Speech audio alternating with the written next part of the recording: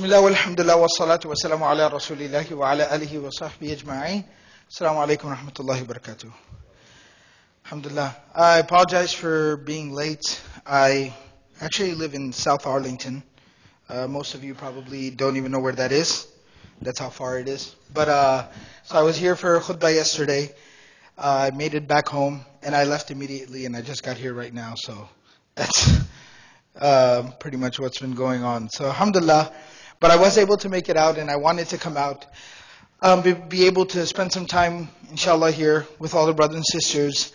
How many of the folks here today in the class are actually going for Hajj?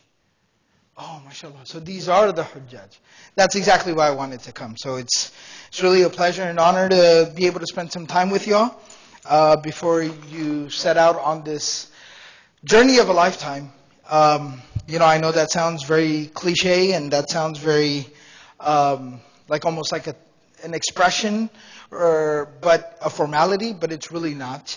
That is exactly what it is. It is a journey of a lifetime. It's something you'll never forget. It's something that you'll cherish. And it's actually it's an experience that at some level will end up defining you. And it will define your life.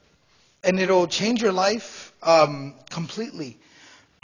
So it's a very powerful, beautiful experience. And may Allah subhanahu wa ta'ala make it beneficial for everyone. So, in terms of talking about Hajj today, there's a lot of different topics. There are the spirituality of it, the inner dimensions of it. I wanted to talk a little bit about the fiqh of it. Just the practical how-to of Hajj. Because I figured that's something that I know I definitely, needed that before I went. So I figured that would be beneficial for everyone here today. First and foremost, it's important to understand where everything comes from. In the Quran, in Surah Ali Imran, Allah subhanahu wa ta'ala says, وَلِلَّهِ عَلَى النَّاسِ حِجُّ الْبَيْتِ مَنِ اسْتَطَاعَ إِلَيْهِ سَبِيلًا. This is the ayah of the Quran that makes Hajj mandatory upon us. Allah subhanahu wa ta'ala says, and for the sake of Allah alone, it is mandatory upon the people to visit the house of Allah subhanahu wa ta'ala, whosoever has the ability to make it all the way there. So this is the ayah of the Quran that makes it mandatory on us to perform the Hajj. Very quickly, just so we know what we're talking about, the word Hajj in the Arabic language literally means to make the intention to travel to a destination. That is the literal linguistic meaning of the word Hajj. The Islamic definition of the word Hajj, it means to make the intention to travel to Mecca, the house of Allah subhanahu wa ta'ala, the Kaaba, and then perform very specific acts and rituals there, and that is the definition of Hajj. Because a lot of times we use the word, but we're not really sure exactly what it means. So that's the meaning of the word Hajj. Another word that you hear associated with Hajj a lot is the word manasik. You'll hear the word manasik. Especially when you go there, they'll talk about manasik, performing the manasik, fulfilling the manasik, conducting the manasik. So what is this manasik? What does that mean? The word manasik in the Arabic language is a plural of the word mansak, or mansik. And it actually means an act of ritual worship. An act of worship, something that requires some type of sacrifice. And so not only are the different acts that we do while performing Hajj called the manasik, but the animal that is sacrificed is also called nusuk or manasik. So the word manasik just simply means the different steps of Hajj. Alright, that's what the word manasik means. I'm not going to spend a lot of time on this. But I, again, benefited myself because you have to understand, right? Any act of ibadah, any act of worship is not just simply the performance of certain rituals. That should never be the case, right? And that's actually part of the problem, that we do treat worship and ibadah as a ritual. That's part of the problem. But rather, ibadah should be a life-changing, life-altering experience. Now, in order for that to happen, there's a few things that we need to have. We need to have perspective. We need to understand and have knowledge about what we're doing. We have to know how to do it. All of those things kind of factor into it. one thing that, again, I'm kind of sharing with you my own process. One thing that I benefited from profoundly, and I'm going to make some recommendations at the end of our little discussion here today, that inshallah will further help you. I'm basically going to give you a lot of, if you want to call it homework. I'm going to be giving you a lot of homework, because when people go for Hajj, you've made great preparations and sacrifices. I mean, you know your own story. Everyone's got a story, right? Somebody's been saving up for 10 years. Somebody's been saving up for 20 years. Somebody is leaving their kids, and going for Hajj. Like, there's so many sacrifices you make, and so much preparation goes into it. Gotta buy this, gotta buy that, gotta get this made, gotta get that made. But part of the preparation for Hajj should also be the spiritual and the knowledge preparation for Hajj as well. And of course, that's what you're here for today, but it's going to require a little bit more, but we'll talk about that. So as I was telling you, one of the things that I benefited from, tremendously before I went for Hajj was knowing a little bit of history. Because it gives you some background. You're not just abstractly, randomly doing something, but you know why you're doing it, and you know when this started happening, and it connects you to history. It connects you to, the very beginning of our deen. And that's a very profoundly spiritual experience, to understand that I am doing exactly what the Prophet ﷺ did over 1400 years ago. For over 14 centuries, this has been going on. And I am now a part of that history and that tradition. It's a very powerful, humbling experience. So there are a few opinions about when was Hajj mandated. So, generally speaking, there's a couple of different opinions about this. Some say that there's an ayah in the Quran where Allah subhanahu wa ta'ala says in Surah Al-Baqarah, وَأَتِمُّ الْحَجَّ وَالْعُمْرَةَ لِلَّهِ. Right? And there's a lot of discussion that this ayah was revealed in the 6th year of Hijrah. The 6th year of the Prophet ﷺ's residence in Medina. So therefore they say Hajj became mandatory in the 6th year. However, the more kind of sound opinion historically is that Hajj became mandatory in the 9th year. Hajj became mandatory in the 9th year. Hajj was introduced as a practice, but it was not mandatory yet in the 6th year.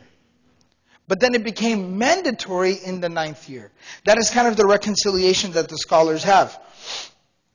The history of Hajj was that in the 9th year after the Hijrah, the Prophet ﷺ sent Abu Bakr radiallahu ta'ala anhu as the leader of Hajj, and Ali radiallahu ta'ala anhu was sent along with them as kind of like a teacher, and specifically to make certain announcements and proclamations there at the Hajj.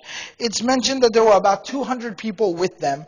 So 200 Muslims at the head, and this is of course after the year after the conquest of Makkah, Fathu Makkah, where all the idols and everything was removed from there. Abu Bakr radiallahu ta'ala anhu goes. Ali radiallahu ta'ala anhu is kind of there as, with the specific task at hand, kind of like as his assistant. And they go there. Abu Bakr radiallahu anhu leads those 200 Muslims in the performance of the Hajj. And Ali radiallahu ta'ala anhu makes certain proclamations. And part of that proclamation was that from here on out, from today forward, the إِنَّمَا الْمُشْرِكُونَ نَجَسٌ فَلَا يَقْرَبُوا الْمَسْجِدَ الْحَرَامَ بَعْدَ عَامِهِمْ هَذَا. That specifically that Masjid al-Haram, that area was basically exclusively meant for believers and Muslims. Alright, so all these different things were done. Now some scholars kind of historically and even philosophically discuss, why didn't the Prophet ﷺ himself go that year? Well, there's a couple of things. Number one was that part of the purpose of sending Abu Bakr radiallahu anhu, Ali radiallahu ta'ala anhu, and other notable companions was so that they would go and kind of make preparations, check out the facilities, lay the infrastructure so that more people could perform Hajj. Alright, so it was almost like a test run. They would go, they would kind of do the test run, make sure everything is working and functional. Okay, where can we make some improvements? Because if the Prophet ﷺ would have gone, tens of thousands of Muslims at the very minimum would have showed up. And it wasn't ready. The facility was not ready for that yet. Alright, so this had a lot of profound wisdom and practicality to it. Eventually, the next year, in the 10th year of the Prophet ﷺ's residence in Medina, the 10th year of Hijrah, the Prophet ﷺ himself performed Hajj, and that is called Hajjatul Wida. That is called the farewell pilgrimage. So, this is just a little bit of discussion about that. Hajj is mandatory, and again, obvious, this is pretty straightforward and simple. Hajj is mandatory with a few conditions. Like, who does Hajj become mandatory upon? Obviously being Muslim, being free, meaning that someone is not a slave, of sound state of mind, what's called aqil in the Arabic language. Number 4 is an adult. Number 5 is physically healthy. And number 6 is they possess enough wealth not only to actually perform the Hajj, but to take care of any financial obligations or responsibilities that they might have while they are absent for the Hajj.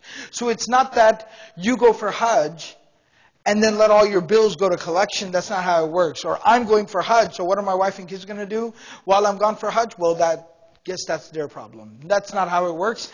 But why is this an important question? Because that can end up being quite a bit. Right? That can factor into somebody's ability to be able to do Hajj. If Hajj ends up costing you about $8,000, right? But your monthly expenses at home are, let's just say, $4,000, right? Even when you're not there, that means that you will become qualified, or it will become mandatory on you to do Hajj, not when you reach $8,000, but when you reach $12,000. So that is an important consideration. But of course, everybody here is going, so this is already known by everyone. The question that comes up a lot of times, and this normally will be a question sort of towards the end, but I'll address some of the frequently asked questions as the opportunity presents itself.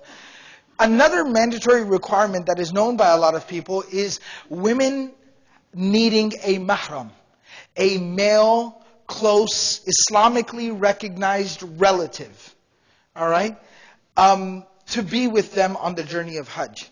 Now, for the purpose for all practical purposes, you can basically understand that is a rule. But to give you background as to what exactly is the understanding of that issue, understand this. A woman having a mahram is not a requirement of performing Hajj. What do I mean by that? Let's just say there's a woman who lives in Mecca.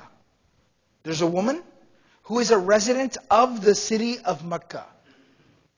She can perform Hajj by herself. Her husband or her son or her nephew or her brother or whatever, does not have to perform Hajj with her. You know, like having wudu is necessary for praying salah? Right? Having wudu is necessary for salah. We all understand that. But if I told you I need a car to be able to go to the masjid, that car is not a rukn of prayer. Having a car is not a requirement to pray. It's just part of the practicality of it. I cannot get to the masjid without the car. Alright? So similarly, having a mahram is not a requirement of performing Hajj. It's nowhere in the arkan. Right? It's nowhere in the arkan. The requirement of a mahram comes based off of the fact that the Prophet of Allah ﷺ in a hadith talks about women having a male relative with them when they travel long distances. It comes based off of that. Now again, there's a lot of discussion and difference of opinion about what is the practical implementation of that hadith. There's a whole discussion there that we're not going to get into over here. However, the government regulations basically have put it into place because it's very difficult for them. You know, I understand that a lot of places there might be some legitimate qualms or complaints that we might have about how they administrate Hajj. But just to, kind of give credit where credit's due, it's not exactly a piece of cake to, process 6 million people coming in and then coming out of your country, all within the span of about 3 to 4 weeks. I mean, that's a nightmare from an administrative perspective. So you have to understand that they just have to create certain rules, and that's how they operate. Are there exceptions to rules? Absolutely. And to some extent, they are able to make those exceptions where they need to be made. But generally speaking, these are some of the regulations that they've put into place. And so one of those regulations is that women require a mahram. Now, there are exemptions that are made for this, and even from an Islamic perspective, basically what it is, that if a woman does not have a mahram that can travel with her, and she is traveling in a group, and there is safety generally to be expected, then it is permissible for a woman to travel without a mahram. And that's how a woman can also do Hajj without a mahram as well. But of course, if everybody here is already going, then that's not really a concern. But I just thought I would clarify that because there's two separate issues. They just end up becoming one because you can't do Hajj without traveling to Mecca. Right? So travel is involved. But Hajj in and of itself does not require a mahram. Alright? Just wanted to clarify that. Again, it's not really relevant here, but it's important to kind of know. It's part of the fiqh of Hajj. There's a huge discussion amongst the fuqaha, amongst the scholars, about if somebody does become qualified to do Hajj, which basically means that Hajj becomes mandatory upon someone. Right? Whenever I say somebody is qualified, meaning now it's mandatory on them. Why? Because they have the money, and they have the physical health. So now Hajj is mandatory. Alright? Once Hajj becomes mandatory on somebody, can they delay it? Or can they not delay it? And the question basically is that Hajj became mandatory on me back in March 2014, back in March, I knew I'm physically healthy and I have enough money saved up and I have not performed Hajj yet. So I knew back in March that Hajj is fard on me now. But it's not very convenient for me to go this year, but I think I'll be able to make it work next year. The question begs that, will I be sinful for not going this year and planning to go next year? It's a very serious question. And somebody might be like, brother, I don't need you to tell me whether I'm sinful or not, because that's between me and God. Oh, absolutely, it's between you and Allah. Right? Wallahu ghafurur rahim. Yes, absolutely. Why would I disagree with that? But at the same time, there's a notion of self-accountability and obligation and responsibility. Any legal framework requires that. And actually, a religion that would not have some system of self-accountability and legality and responsibility would not be a religion, it'd be a joke. It'd be a mockery of itself. So we do have to learn to take the obligations of our religion very seriously. So the question begs, is that person sinful or not? Generally, majority of the scholars say that that person will be sinful for putting it off. And there's a hadith of the Prophet ﷺ in the Sunan of Imam Abu Dawud, rahimahullah ta'ala. It's an authentic narration where the Prophet of Allah ﷺ said, "Man arad al-hajja falyata'ajjal." Right? That whosoever intends to do Hajj, and what that means is whosoever becomes qualified to do Hajj, that person should hurry. And it's actually the command form. فَلْيَتَعَجَّلْ means he has to hurry. She has to hurry. Alright? So it becomes an obligation. And it's something we should take very seriously. It's no different than fasting in Ramadan or praying 5 times a day. It's at that same level of obligation once it becomes mandatory upon you. So it should be taken very seriously. And I commend everybody and, that for taking that obligation seriously and making the sacrifices and making the intention to go for Hajj. Just as a little, every now and then sometimes there's, little inspirational stories that we learn from, that we benefit from. We all know about one of the brothers actually lives here in Dallas, the Abdul brothers, the football players.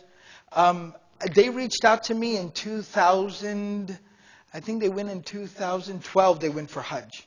They reached out to me in 2011. I had met them before, where they used to live in Minnesota and Arizona. And they said, they went for Umrah in 2011 and started kind of turning their lives around. And they said, we basically realized in 2012, they said, that Hajj is mandatory on us. But Hajj is during the football season. Now, a lot of people are telling us, friends and family are telling us, it's okay. It's all good. You have the intention to go, inshallah. And so, no problem. Just go whenever you're done with football. But it is mandatory, right? Now this becomes one of those tough situations. And I said, you're my brother. And when a question is asked and there is an answer for it, that answer has to be provided honestly. And I said, technically speaking, you have to go. And you would be doing, something. Basically, you would not be fulfilling God's right upon you by not going immediately.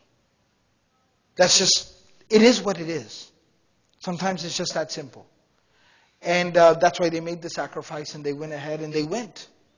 And they'll tell you today, Hamza, the older brother, he never got into the league ever again. He never played football ever again after that. But if you asked him today, he'll tell you he wouldn't have it any other way. He never regretted that decision. In my own life. And where did I kind of learn that lesson from practically? I learned that from my parents. My parents, they're good people. But they're good people, they're simple people, and principled people. So they, alhamdulillah, we always lived very humbly, very modestly, because they were like, we earn money the right way, and then we spend it the right way. So by the time they had saved up enough to where they could go for Hajj, it took them quite some time. So by the time they saved up enough where they could both go for Hajj, I was 13 years old, my younger sister was 9 years old, and my younger brother was 1 year old. He was a year old. And that was when they first were capable of both of them going. Now obviously in that type of a setup, we know the typical setup. My dad would go, my mom wouldn't, because of us. But, they spoke to us, spoke to my uncle. We worked it all out, we figured it all out. I was given responsibility of my brother as well, to help out in that regard. And they went for Hajj. And we stayed with my uncle and my aunt. Now again, huge sacrifice. But again, I saw them just taking that obligation seriously. And then similarly, when I went for Hajj with my wife about 3 years ago, my kids were very young. And they stayed with, my mom and my dad, their grandparents. But again, just taking that right of Allah subhanahu wa ta'ala upon you very seriously. Right? Because we'll talk about the rights of the creation. Right? But at the same time, we have to also understand that we will only fulfill the rights of the creation to the extent that we are God conscious. And that requires us fulfilling the right of Allah subhanahu wa ta'ala upon us. So it's just a little bit of a discussion about the seriousness of Hajj. Now let's just quickly take a look at the step-by-step of Hajj. There are 3 types of Hajj. There are 3 types of Hajj. Everyone's probably like, no, brother, there is one Hajj, right? There's Islamic Hajj, right? No, what I mean by 3 types of Hajj is there are 3 methods of performing Hajj. And they all have 3 different names. And this is from the lifetime of the Prophet ﷺ. This is from the Sunnah. The Prophet ﷺ taught us this. First one is called Hajjul Ifrad. Hajjul Ifrad means only Hajj. And it is only for the residents of Makkah. It is only for the residents and people who live in the haram boundaries, right? It's only for the people who live in the area where you do Hajj. It's called Hajjul Ifrad. Basically, it's very simple. On the day that Hajj starts, right, the morning of the 8th, they basically just wake up, put on their ihram from their homes, and they just go ahead and head out. That's how straightforward and simple it is. They just go straight to Mina, and they just start. Alright? So that's Hajjul Ifrad. That obviously is not relevant to us because we don't live in Makkah. We're not residents of Makkah. The second type of Hajj is called Hajjul Tamattu'. Actually, since I'm going to be explaining Hajjul Qiran to you, I might as well kind of start with that first. Actually, I'm going to be explaining Hajjul Tamattu', so I'm going to explain Hajjul Qiran. So the other 2 methods of performing Hajj are one thing that's shared between the both of them, and that is you just don't do Hajj by itself. You first do an Umrah, and then you do a Hajj along with it. Alright? So you do Umrah, and then you do Hajj. Now, Hajjul Qiran is the second type, and this is the type of Hajj that the Prophet ﷺ did. He did Hajjul Qiran. Hajjul Qiran means this, that you perform Umrah, right? You put on an ihram, you perform Umrah. You never take off your ihram and you go straight into Hajj. Alright, that's called Hajjul Qiran. It's Hajj and Umrah, or rather I should say Umrah, then Hajj, both with one ihram. That's called Hajjul Qiran. It's very difficult. It's very difficult because imagine you got there a week before Hajj starts. You got there on the 1st of Dhul Hijjah. And you did Umrah the first day you got there. The next 7 days you have to stay in ihram. Right, you have to stay in ihram. And as we'll talk a little bit about some of the rulings and restrictions of ihram, that makes it very difficult. Right? And it's very easy to violate your ihram. And so the Prophet ﷺ did that. But that's not what's the most recommended, for obvious reasons. Most people cannot stay in a state of ihram for by the time you start from where you started, by the time you take off your ihram on the 10th of Dhul Hijjah, you might have been in ihram for 10, maybe 12 days. Most people cannot maintain that. It's serious business. Alright, so that's not what's recommended for the common folk. For the common folk, what's recommended is called Hajj Tamattu'. Hajj Tamattu' means best of both worlds. That's the best translation I can give you. You get the best of both worlds. What does it, 2 for the price of 1? That's what Hajj Tamattu' means. Hajj Tamattu' is you did Umrah and you do Hajj, but you did not have to stay in Ihram the whole time. You do Umrah, then Hajj, with 2 separate Ihrams. Does it make sense, everybody? Alright, you get there, you're in Ihram, you do Umrah, you take off your Ihram, you exit the Ihram, now you're just normal person. Alright? Up until the day Hajj starts, and then you re-enter Ihram. From there in Mecca. Alright? Now let's talk about this a little bit. So, Hajj Tamattu', and this is what most of y'all will be doing. Alright? Most groups, that's what they perform. They perform Hajj Tamattu'. So, what you will do is, you first will enter into a state of Ihram. Before you arrive in Mecca, if you're going to Medina first, then you will go to Mecca. Right? So before you enter into Mecca, and the boundary of the Haram, which is before Mecca actually comes, so probably leaving Medina you'll already be in, or sometimes they will actually stop on the way, at the miqat, which is the boundary of the Haram, and there you'll make your intention and pray your 2 rak'ahs and make your dua and the talbiyah, labbaik Allahumma labbaik, and now you've officially entered into Ihram. And now you go. But if you're flying straight to Jeddah, right? Jeddah is within that area that is called the Haram. So you have to be in Ihram before arriving in Jeddah. Alright? For an outsider, a non-Meccan resident, to get to the Haram without Ihram is a violation. It is a violation. So I shouldn't say I don't care, that's not polite. I understand that it might be a little inconvenience to have on your ihram from Dubai or Qatar or wherever you're stopping, Abu Dhabi or wherever you're stopping. I understand there might be some inconvenience with it, but it is what it is. Alright? Inshallah, it's for a good cause. Alright? So please make sure you have your ihram on from before, and you make your intention from before. They'll, in fact, even sitting in a plane, they'll announce to you that, alright, we're about to approach the miqat, the boundary, so make your intention now. And they're in the plane, as long as you're, for men especially, as long as you're already kind of got on the proper garment, which we'll talk about, then you just do your labbaik, your talbiyah, and it enters you into the state of ihram. So you'll arrive in Mecca, in either case, in either scenario, already in a state of ihram. Alright, what is the state of ihram? So, first and foremost, let me just kind of lay it out as a procedure. What you want to do before you enter ihram. Preferably, the sunnah of the Prophet ﷺ was, he would go ahead and groom and trim and cut and clip anything he wanted to before going into ihram. Just so that it doesn't bother you then afterwards, right? Like your nails, you needed to clip your nails, but then you went ahead and went into ihram, then the whole time you're looking at them, starting to bite on them, but then you keep remembering you shouldn't do that, right? Go ahead and just get all that stuff out of the way. That's why the Prophet ﷺ would do it. So that's the best thing to do. Number 2 is that the Prophet ﷺ would actually take a ghusl. He would take a bath. He would wash his entire body before entering into ihram, just so that you're not bothered by it later on. If that's not possible for you, at the very least, make wudu. And then for men specifically. For women, there is no specific type of clothing that is special for ihram. There's only one restriction, and that is, if a sister practices the niqab, then it's preferable for her to not wear the niqab, or at least distance it from her face, but it should not be actually touching her face. That's the only restriction.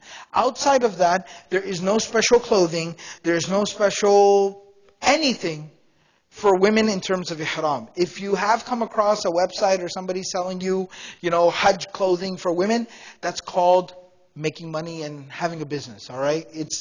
It's not a requirement, it's not a restriction, it's not necessary. You can wear what you normally wear. The only thing I would recommend in that regard, and again, I say this with the utmost respect, no offense meant to anyone, but I'm just generally recommending something to a sister, and that is, you want to try to dress a little bit more modestly, and you want to try to dress a little bit more simply and with more humility. Right? You don't want to be wearing something flashy or really fancy or anything like that, right? Of course, you want to respect the Kaaba. You don't want to be wearing your PJs to the Kaaba, right? So you want to be wearing nice stuff, but at the same time, it's not a place where you go to be flashy. The whole scene of Hajj and the idea of ihram is not flashiness. It is humility. You are submitting before Allah subhanahu wa ta'ala, right? To go there to cleanse yourself, spiritually and otherwise before Allah subhanahu wa ta'ala. So you want to be humble. You want to be modest, inshallah. Those are just a few recommendations. For men, ihram is something very, very specific. So for men, ihram is basically defined as a few things. Number one, you are not allowed to wear any type of stitched clothing. No stitching whatsoever. All right? And that means you have to be conscious of it, that not even the sheets that you use for the ihram, you got to make sure they're not nice and stitched at the end, right? Your wife was kind of like, oh, this is really kind of messy at the end. Let me fix this up for you. No, don't fix it up.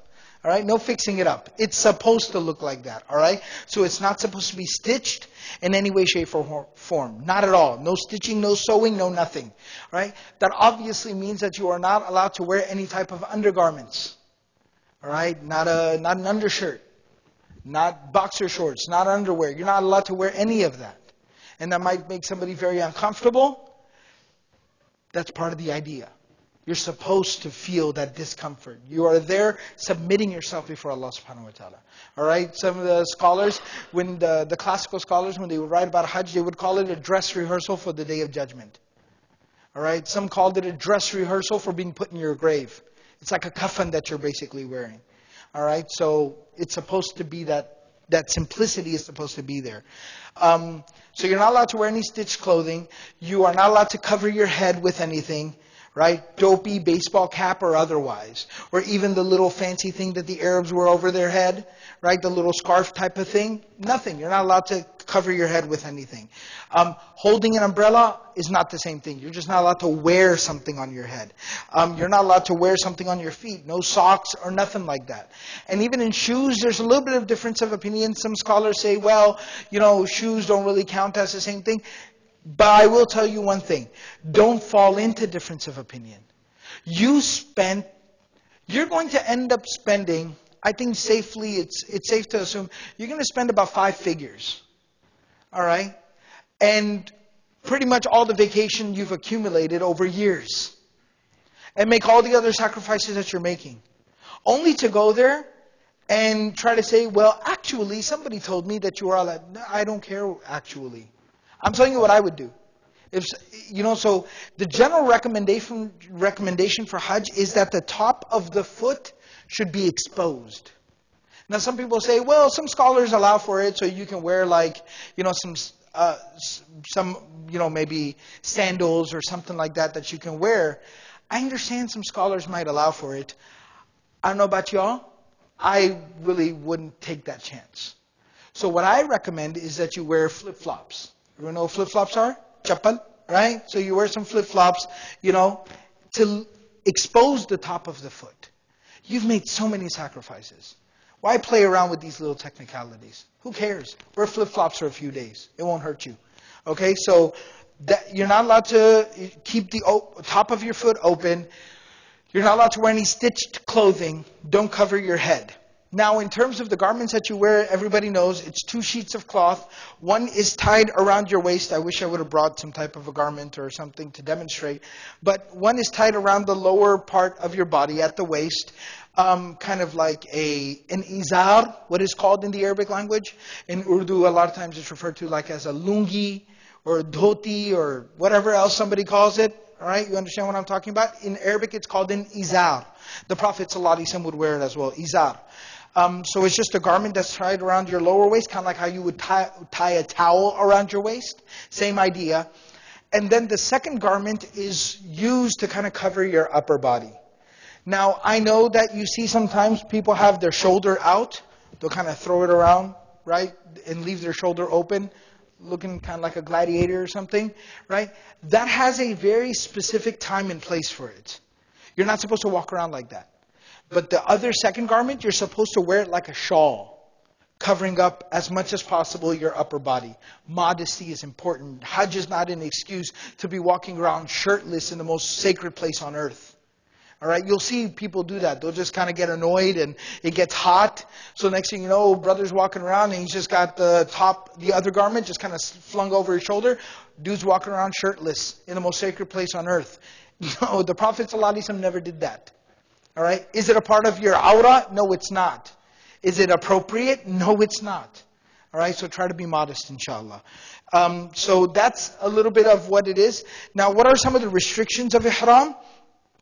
So again, when the Prophet ﷺ would enter into ihram, he would take a bath, clip and cut anything he needed to, take a bath or a shower, at least make wudu, prep the garments, have those 2 sheets ready. Then he would apply some perfume onto his body. Before ihram, that's okay. He would apply some perfume onto his body. That could be deodorant for somebody. All right? Then the Prophet ﷺ would actually put on the sheets of ihram. And then the Prophet ﷺ would pray 2 rak'ahs. And in the first rak'ah, he would recite قُلْ يَا أَيُّهَا الْكَافِرُونَ. In the second rak'ah, he would recite قُلْ هُوَ اللَّهُ أَحَدٌ. And then make the intention for Umrah. Making the intention for Umrah at that time. And basically, there is a specific intention that is kind of mentioned, but it's not really necessary. It suffices to just say the talbiyah 3 times. لَبَّيْكَ اللَّهُمَّ لَبَّيْكَ لَبَّيْكَ لَا شَرِيكَ لَكَ لَبَّيْكَ إِنَّ الْحَمْدَ وَالنِّعْمَةَ لَكَ وَالْمُلْكَ لَا شَرِيكَ لَكَ. Just saying that 3 times suffices and counts as entering into the state of ihram. This is where it's universal between men and women. Now, everybody included. So that specific clothing part is just for men. Women are just dressed like we talked about, modestly, properly, but in normal clothing. Yes? Yes, they can. Yes, they can. So now, you are in a state of ihram. Now, from here on out, you are in a state of ihram. What are some of the restrictions of ihram? The best I can summarize them is this. Number 1. Is that you are not allowed to engage in, any type of grooming, personal grooming, right? That means, cutting of hair, clipping of nails, plucking hair, whatever, tweezing hair, whatever type of grooming people are used to, you're not allowed to engage in any of that. Number 2, you are not allowed to specifically scrub and rub and try to remove filth. More, kind of like focusing and targeting. Number 3, you're not allowed to apply anything that has any type of scent or perfuming to it. All right, you're not allowed to do that. Number 4, this is both a restriction of ihram and also the territory, the sacred territory that you're in. You're not allowed to kill any animals or be involved in the killing of an animal, like even for hunting purposes, for food. All right, I'm pretty sure that's not going to be a problem here for anybody, inshallah.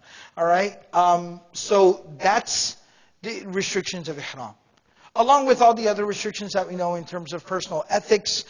You don't want to talk bad, you don't want to talk unnecessarily, you don't want to engage in any other type of sin. And I forgot the 5th one. The 5th major restriction of ihram, of course, is no physical intimacy between spouses.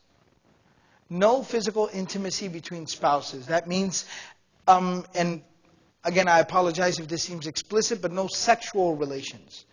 That does not mean that I can't hand my wife something, or, sleep next to my wife if we're sharing a room, right? Or whatever the case may be. No, that's not what's prohibited. It means specifically engaging in sexual, intimate relations is not permissible once you've entered into the state of ihram. All right? So now all these rules and restrictions apply, and it's very important to remember that. So the Quran basically provides a list. What is forbidden during the ihram? The Quran says rafath, that is physical or verbal intimacy with one's spouse. Fusuq is sins. Jidal is argument. Not killing of an animal, as I mentioned. Not wearing any stitched clothing. No shoes that cover the entire feet, and no socks. No wearing sewn garment. Not covering the head or the face. No applying perfume. That's why we recommend that you don't use, a lot of common types of soap and shampoo, unless you're specifically acquiring something that's unscented. No grooming in terms of cutting hair, clipping nails, etc. For women, no using perfume, no covering of the face, no wearing gloves. That's it, just 3 things. All right, along with obviously the general things that we talked about in terms of no sexual intimacy, no cursing, no swearing, no hunting, right? Those types of things. What are you allowed to do while you are in ihram? Because sometimes paranoia takes over people, right? People become paranoid. Now they're just like, they're just worried all the time. Like as if saying salam to somebody is going to invalidate your ihram. They're just worried all the time. And I've seen people like that to the point where it actually takes your attention away from what's important, what they should be doing, right? Because they're just too worried all the time. Excuse me. So you are allowed to take a ghusl. You are allowed to wash your body. You are allowed to seek out shade. Right? Our religion just doesn't believe in this concept of like weird displays of endurance and stamina. That somehow that displays piety. That's preposterous. Because fundamentally, and to more seriously address it philosophically, we do not have the concept of monasticism within Islam. Being a monk, that's not a concept. La rahbaniyata fil Islam. So you are allowed to seek out shade. If it's hot, if it's noontime, you are absolutely allowed to seek out shade. And that's why if you have an umbrella to provide shade for you, there's nothing wrong with that whatsoever. Wearing glasses or wearing a watch is permissible. Having that extra belt on the outside to carry money, or maybe having a backpack in which you got some money. A lot of times people have that drawstring bag, you know what I'm talking about? The little knapsack thingy. A lot of people have them, Hajj groups provide them. Wearing something like that, tying a belt around you, that is okay. Because that is not considered an article of clothing. That is not garment. That is not clothing. That is an external thing you are putting on yourself to carry, your valuables. Like a bag or a purse for a sister or, a backpack for a brother, something of that nature. All right? And of course, we've talked about how women, of course, are allowed to wear sewn clothing, shoes, and should obviously cover their head. So, these are more areas of practicality, and I don't want to waste a lot of time on this because you're going to have very capable Hajj group leaders that will provide you kind of like the practical instruction.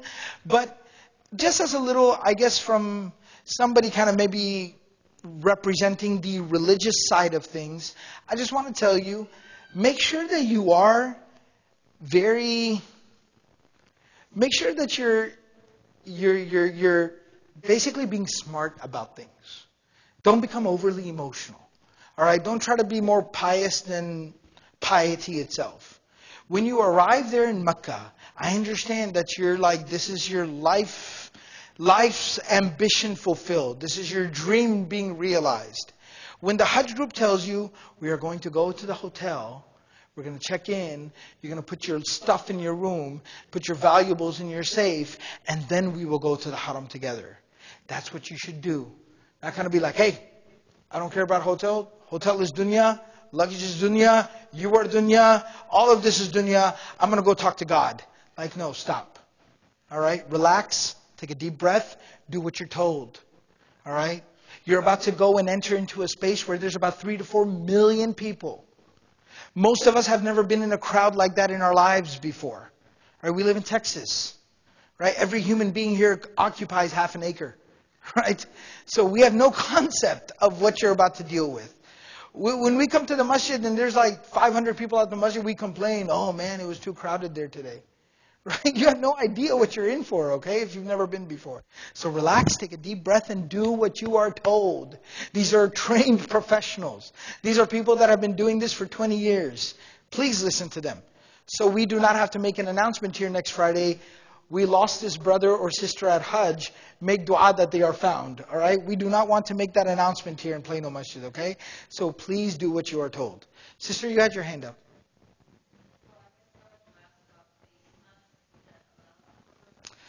All right. Very good question. And I'm glad you asked that question here because we were talking about what's allowed in ihram and what's not allowed. Sister is asking about the face mask, like the medical face mask that a lot of people wear.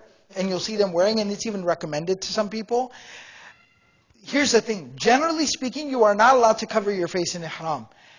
That is permissible based on the fact that if it is considered a medical necessity or a medical recommendation, then based off of that, it would be okay. Because there's two reasons why. Now, it might seem kind of like, no, that's kind of like a crazy germaphobe thing to do. Walk around with a mask on, right? Well, who do you think you are, right? So it might seem like that, but it's actually very serious for some people. A lot of times there are some illness and sicknesses that are being spread around, all right? So it is important to be cautious. The second thing is that if you don't really even have to be that sensitive because, again, if you're from the suburbs, you're in for like a really rude awakening because the amount of dirt up in the air, the amount of pollution, right? It's going to blindside you. It's going to hit you like a ton of bricks. And so some people are very sensitive to that. If you're somebody who responds very strongly to just kind of going into the city or being stuck in traffic or, allergy season, it destroys you, right? Then you might as well just wear the mask. And why do I say that, right? The reason why I say that is that if you end up just getting completely laid out, right? You have to start taking all these medications and you're completely laid out in your hotel room. What are you not doing? Hajj. Or just even worship and ibadah, right? That once in a lifetime opportunity. So that's why the face mask is okay based off of that medical reason. But it should be for that medical reason. All right? So anyways, once you will arrive there, some of y'all I know will be going to... Is anybody going to Medina first? Who's going to Medina first? Okay. Personally, I'm a fan of Medina afterwards. I know everybody says otherwise. That's just me. All right, that's how I roll. But because Medina afterwards kind of feels like a vacation. I'm not trying to make you regret your choice, but but Medina first. What will basically happen is that, do y'all know when y'all are getting to Mecca? How many days before Hajj? Are you just getting there 2 days before Hajj? Okay, perfect. Then we can talk about this. I'll tell you some of what to do in Medina at the end of it very quickly. When you first get to Mecca, make sure you're in ihram. You get there, you perform umrah. What is umrah? Umrah is three things. Umrah is three things. Number one, it's tawaf. All right? That means going around the Kaaba counterclockwise. All right? That means like this. All right? Counterclockwise, going around the Kaaba 7 times. All right? And tawaf is a very simple process. You start where the Al-Hajr al-Aswad, the black stone, right, where it is located on the corner. You start there. You're supposed to kiss it in the beginning. I'm not trying to ruin your day, but that's probably not going to happen for you. So what you do, though, however, the Prophet ﷺ demonstrated what we do. That basically, you make the gesture towards it. All right? You kiss your hand and you make the gesture towards it. And you start with Bismillah. And now you start performing tawaf. What are you supposed to do? Number one, you have to have wudu while doing tawaf. You have to have wudu while doing tawaf. I'll say one more time. You have to have wudu while doing tawaf. All right? There are no exceptions to that. I don't care what anybody else tells you. You have to have wudu while doing tawaf. Now, the reason why I emphasize that so much is that understand that tawaf, especially during the season and days of Hajj, it can take a while, right? Normally, if it's not that crowded, you can knock a tawaf out in like 7-10 minutes at the most, right? It's very simple, very easy, doesn't take very long. But because of the sheer amount of people, and because you'll be further away from the Kaaba while doing the tawaf, it's going to take longer. It can take 30 minutes, it can take up to an hour sometimes. 45 minutes to do the tawaf, the 7 times all the way around. That means that you need to be cognizant of the fact, use the restroom from before, make a fresh wudu, make sure you haven't eaten something or drank a lot of fluids unnecessarily. Of course, you don't want to be dehydrated. But I'm just saying, kind of plan accordingly. Right? Like when we go on a road trip, you plan accordingly. So you don't have to get on a road trip and stop 20 minutes later to use the restroom. So similarly, plan accordingly. All right? So you'll make 7 circuits around the Kaaba. Now when you make those 7 circuits around the Kaaba, 7 times you go around the Kaaba, there is a little area, kind of like this half wall, on one side of the Kaaba that is called the Hatim or the Hijr Ismail. You'll see people praying inside of there. That is technically part of the Kaaba. That was originally in the construction of the Kaaba. When it was renovated before Nubuwah, when the Prophet ﷺ was 35 years old, 5 years before he was given revelation, the Kaaba was renovated. And the Quraysh could not afford to include that area within the construction of the Kaaba, because they only wanted to use good, pure money for the Kaaba. So what they did was they built it smaller and they put kind of like a half wall or a boundary. They just stacked up some stones around that area to mark that territory, and they left it out. And the Prophet ﷺ later on, after Fathu Makkah, the conquest of Makkah, he said to Aisha radiallahu ta'ala anha, لَوْلَا حَدِيثُ عَهْدِ قَوْمِكِ بِالْإِسْلَامِ, right? That if your people, meaning the Quraysh, were not so new to Islam, I would have changed the construction of the Kaaba to include that portion, but the Prophet ﷺ did not. And the consensus of the scholars is that we leave it the way it is. That's why you'll see kind of that half wall around there. So when you pray in that area, it is as if you prayed inside the Kaaba. You get that same reward and virtue and experience. But you do that separately. When you are doing tawaf, you do not stop over and pray. When you are doing tawaf, you do not cut through there. It's not a shortcut. Okay? When you do tawaf, you have to go around there. Otherwise, that tawaf does not count. Okay, so 7 times you'll go all the way around. What do you do while you're doing tawaf? Some groups, they'll be walking and reciting certain like adhkar and supplications together. That's neither right or wrong. I say it's not right because there are no set du'as or supplications or adhkar that should be recited. At the same time, the Sahaba and the Prophet ﷺ did not collectively recite everything together. It's supposed to be a very individual, personal, private, reflective, introspective experience doing the tawaf. You're supposed to be connecting your heart with Allah subhanahu wa ta'ala, one-on-one. Alright? So that's what it's meant for. But I'd say it's not wrong either, because they do it for the sake of the people, because a lot of people honestly just don't know what to do during tawaf. And they'll end up just kind of like, almost like, like a tourist. They're doing tawaf and they're looking up at like the big tower, the clock tower.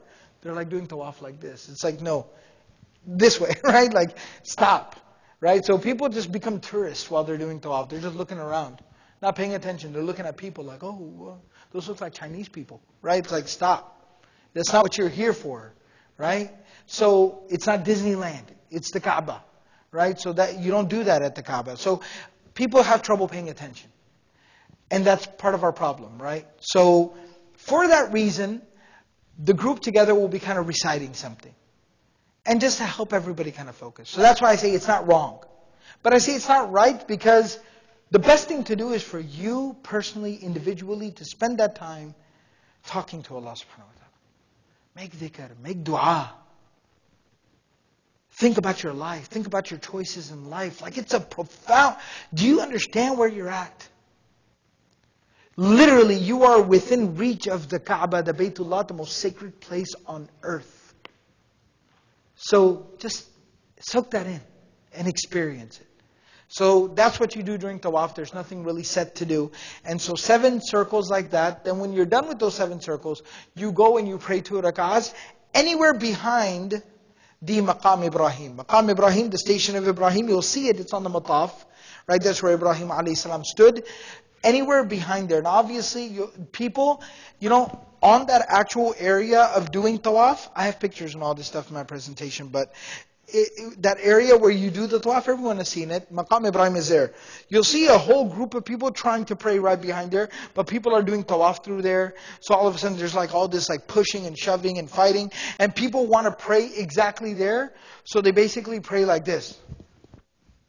Right? And they're trying to pray as quickly as they can. They do like half a sajda like this, then they get up, then they do like this, then they get up, and there's no point. That defeats the purpose of prayer. That's not even called prayer. Don't worry about that. You're allowed to go pray anywhere else in the masjid. So go find a nice, calm, chill spot somewhere in the masjid after you finish your 7 circuits, and then go pray 2 rakahs. And enjoy those 2 rakahs. Right? You're praying at the Kaaba, in the Haram. Alright? Enjoy it. It's a part of your Umrah. So make sure that you do that.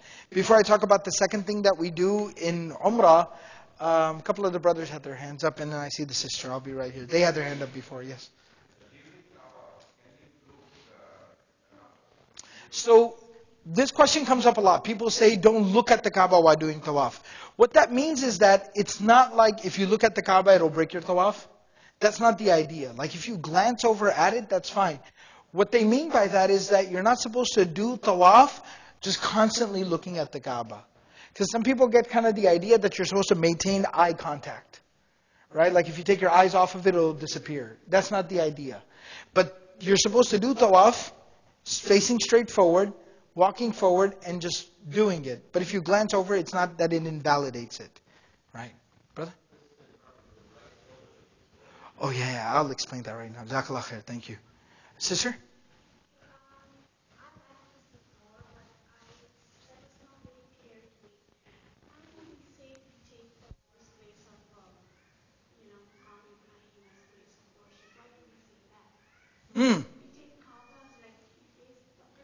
Right.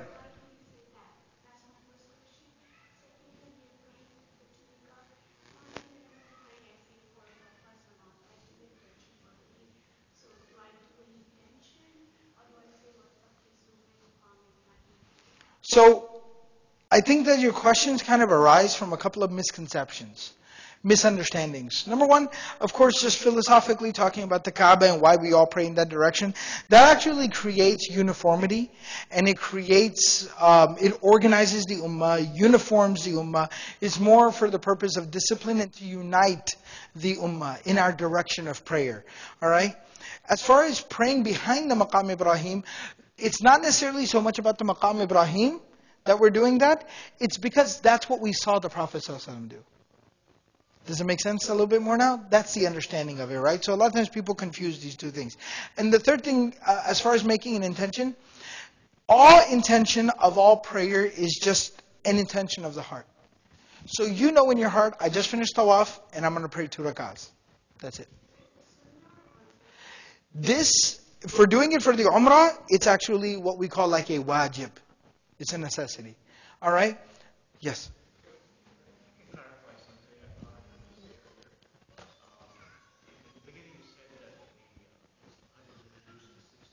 Right. Absolutely. What I mean by that is not necessarily in terms of like the first mention of Hajj. What I mean by that is in fiqh, like in terms of being an obligation. Right. All right. So one of the things that brother reminded me of, you got a question? Tahiyatul Masjid. So Tahiyatul Masjid is completely valid. One of the things that though we know about in fiqh is tadakhulun niyah. Tadakhulun niyah basically means that you can make multiple intentions for the same thing. So when you go to the haram, if you actually make tawaf first, then you pray 2 rakahs. Those 2 rakahs will actually count as both tahiyatul masjid and the 2 rakahs of tawaf. Excellent. Very good.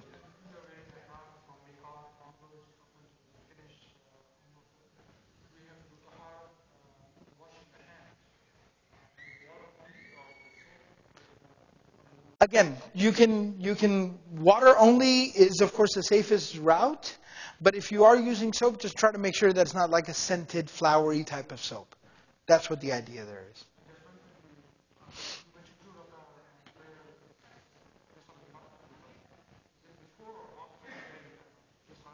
After wearing the ihram. Yeah. Surah Kafirun, Ikhlas. Yes.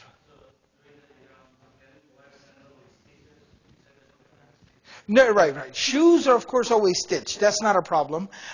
So it's not so much, it's the stitching in the clothing and the garment.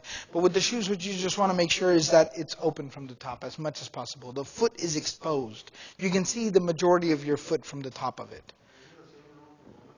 No. Women are completely exempt from all of this. All right? That's still okay. A part of the clothing garment? No. Right. Very good. All right. So one of the things a brother reminded me of that I should definitely mention here is that when you perform the tawaf, right, Bismillahi Allahu Akbar, and you start doing your tawaf, one of the things about the tawaf is that the first 3 rounds of that tawaf that you do in Umrah, the first 3 rounds that you do, the men need to practice something that is called ittiba. Ittiba basically just means, so they need to practice in the first 3 rounds they need to practice what is called ramal, and in all 7 rounds they will do what is called ittiba. Let me explain what ittiba is. Ittiba means that you expose your right shoulder. So when you wear the upper garment that you had, you take it and you put it from under your right arm and kind of fling it over your left shoulder. So your right shoulder is open now.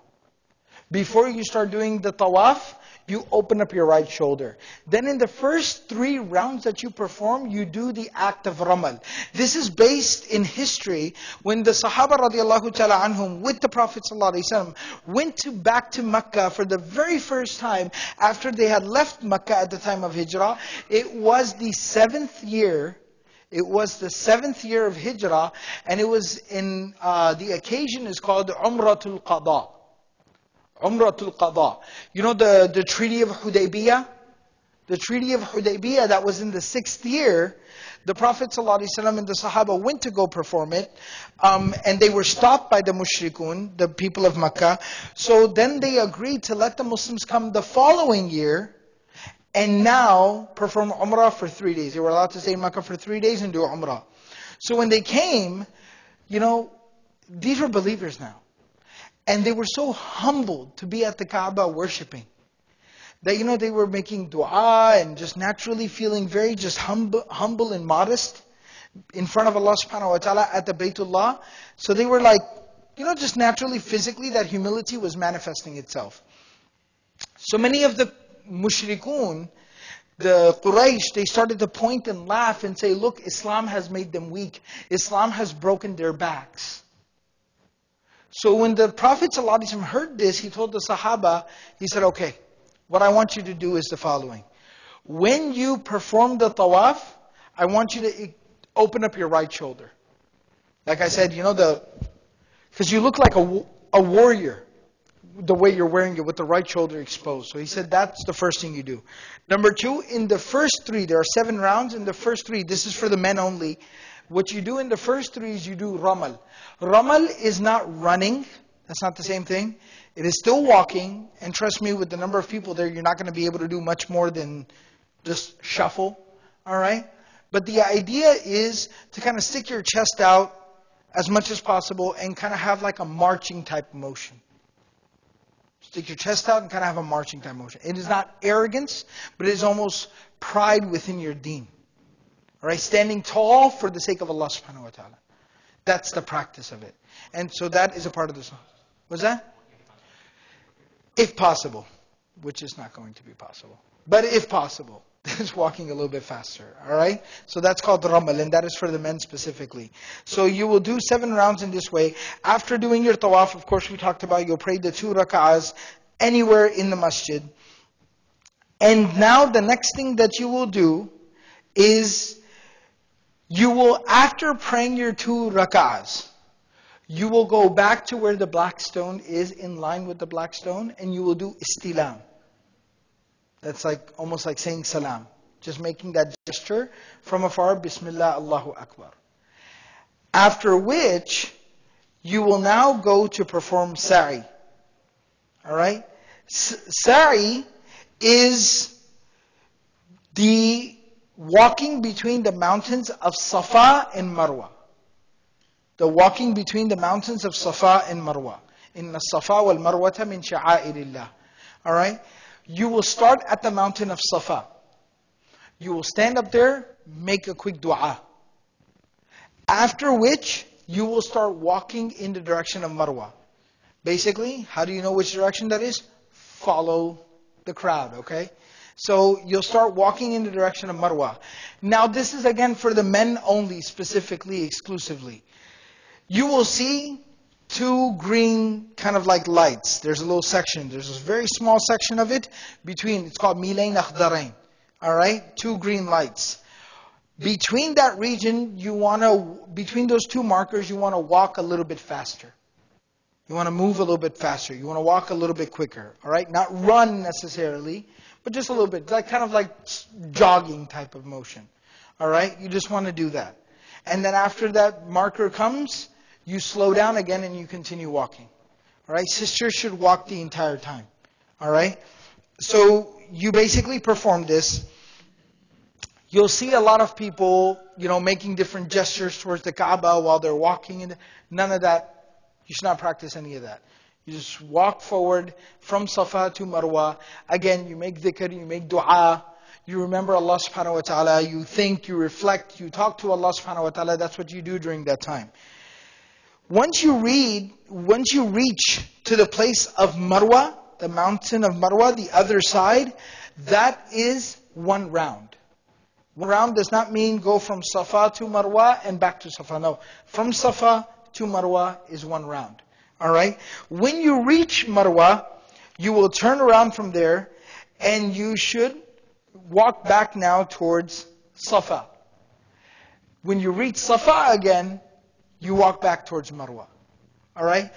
Now, so basically if you were to count 7 times, right? 7 rounds. Safa to Marwa, 1, back to Safa 2, Marwa 3, Safa 4, Marwa 5, Safa 6, Marwa 7. So you start at Safa and you end at Marwa. Now you'll see lots of people making dua at every single stop. That was not the sunnah of the Prophet ﷺ. It doesn't make it bad, but that's not how the Prophet ﷺ performed it. The sunnah of the Prophet ﷺ was he made dua at Safa before starting, and he made dua at Marwa when he finished. At the beginning and at the end. And practically, if you think about it, that keeps the flow of traffic kind of going. Alright? So that's practically what you're supposed to do. Make dua when you start at Safa, make dua when you end at Marwa. Alright? 1 and 7. To start and at the finish, you make dua. Once you finish this sa'i, now the third step of Umrah.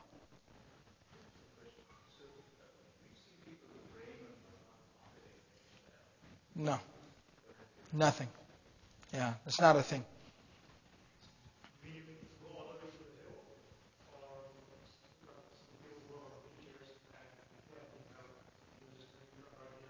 Right, so what you have to understand is that the base of the mountain is right where that kind of like that U-turn, where that is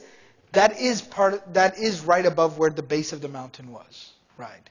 What you still kind of see from the hill is actually like the top of the mountain. So you definitely are at that point. Right. Yes. Right. So drinking Zamzam is generally the Prophet ﷺ would do it after doing tawaf and praying his 2 rak'ahs. The Prophet ﷺ would drink Zamzam before he went off to sa'i. But all throughout the process, you drink Zamzam as much as possible.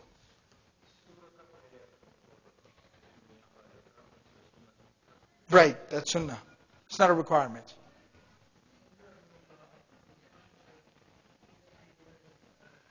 Right, at every single round, when you come by again, you just do the istilam. You just kind of show your hand. No kissing gesture, you just show the hand and you continue to keep going. Alright? No, again, just dua, dhikr, right? Reflection, thought.